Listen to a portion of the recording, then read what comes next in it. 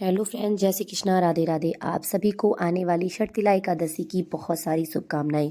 षटतिला एकादशी जो इस बार पड़ रही है 6 फरवरी को, मतलब कि 6 फरवरी को षटतिला एकादशी है।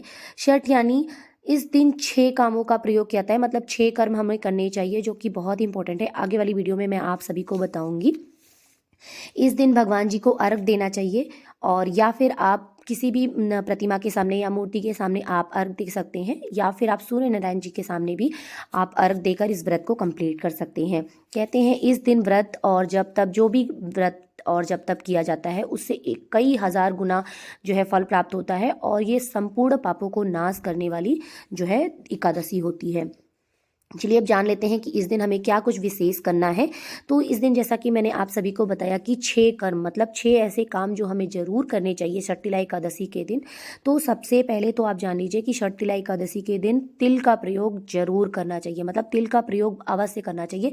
अब उसे आप किस प्रकार से कर सकते हैं वो मैं आप सभी के साथ शेयर करने जा रही हूँ। मतलब 6 ऐसी विधि, 6 ऐसा तरीका मैं बताऊंगी कि जिससे आप इस दिन आप तिल का प्रयोग किस किस प्रकार से कर सकते हैं। तो सबसे पहला काम है कि आप तिल से स्नान करें, मतलब कि बहुत ही पूर्ण फलदायी माना जाता है जब आप तिल से स्नान करते हैं। कहने का मतलब है कि आप अपनी बाल्टी में थोड़े से तिल जरूर डाल लें, फिर उससे स्नान करें। इस दिन तिल का स्नान विशेष होता है, मतलब बहुत ही अद्भुत होता है और बहुत ही विशेष होता है। इसके बाद आता है तिल का उपटन। इस दिन तिल का उपटन लगाना चाहिए। आप इसे मिक्सी में थोड़ा सा पीसकर और हल्का सा जल डालकर, मतलब पानी डालकर, आप अपने बदन पर लेप लगाएं, उसके बाद स्नान करें। तो तिल का उपटन बहुत ही इंपॉर्टेंट होता है, बहुत ही पूर्ण फलदायी होता है। तो तिल का उपटन आप जरूर लगाएं। इसके बाद तिल मिलाए हुए जल का प्रयोग करें, मतलब कि पीने के लिए। जैसे कि आप अपने ग्लास में 2-4 बूंदे तिल की डाल लें, या आप अच्छे से तिल भिगाकर और फिर उसका पानी पिएं। तो तिल से मिले हुए जल का प्रयोग करें अपने पीने के लिए। तो बहुत ही इसका बेनिफिट, बहुत ही बेनिफिट होता है, मतलब कि कहने इसका जो पुण्य फल मिलता है वो बहुत ही हजार गुना बढ़कर मिलता है।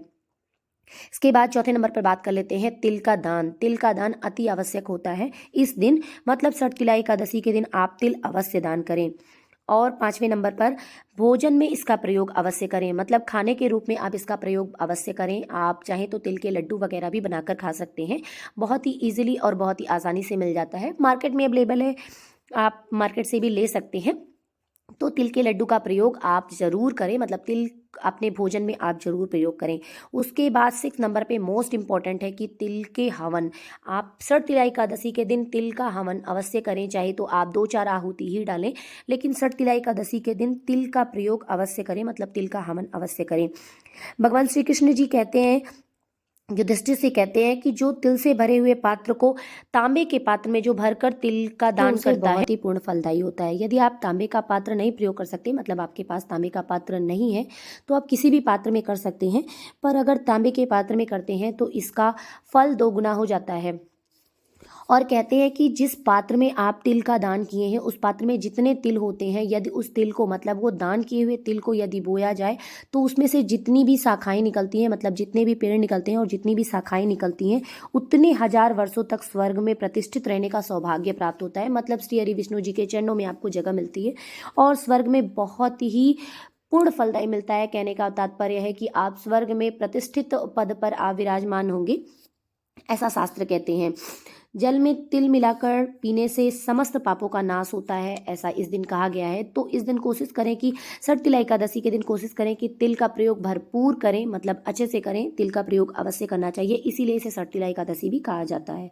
अब बात कर लेते हैं षटतिला एकादशी का जो पारायण होगा वो कब होगा। वो 7 तारीख को सुबह 7:06 से 9:18 के बीच आप कर सकते हैं। मतलब इस समय पे षटतिला एकादशी यानी एकादशी का समापन होगा। तो आप इस प्रकार से अपनी एकादशी कंप्लीट कर सकते हैं। विशेष तौर पे एक जो है बात बता दूं कि एकादशी के दिन चावल का प्रयोग भूल कर भी ना करें, मतलब चावल को आप टच भी ना करें, कोशिश करें तो आप टच भी ना करें।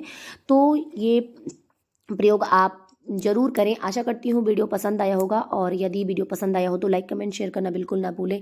और अगर मेरे चैनल को आपने सब्सक्राइब नहीं किया है तो प्लीज़ सब्सक्राइब कर लीजिए। Thank you for watching. जय श्री कृष्णा, राधे राधे।